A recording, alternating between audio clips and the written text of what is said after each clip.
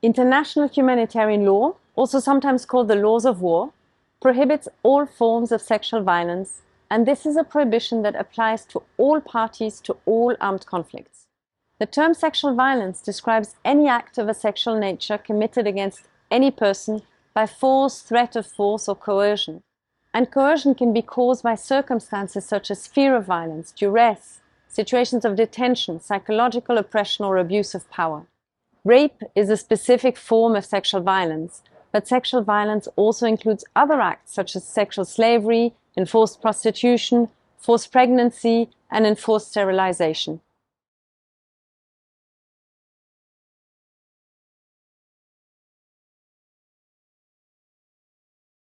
Sexual violence in armed conflict is prohibited no matter the gender of the victim or who the perpetrator is, whether civilian or military, and everyone is equally protected by this prohibition. While women and girls constitute the majority of victims and survivors, men and boys are also affected.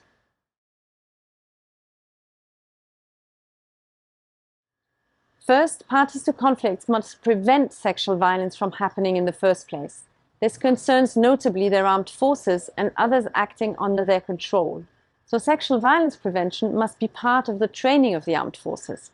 Second, if sexual violence occurs, international humanitarian law requires that victims and survivors, like all wounded and sick people, receive medical care to the fullest extent practicable, with the least possible delay and without discrimination.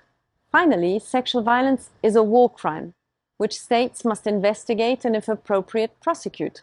This requires having legislation in place that allows them to prosecute the perpetrators.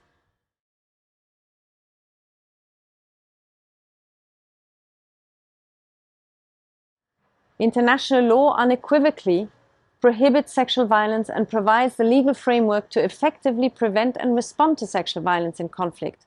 What needs to be improved for it to be effective is to ensure that domestic laws and institutions reflect these international obligations and create conditions conducive for survivors to come forward.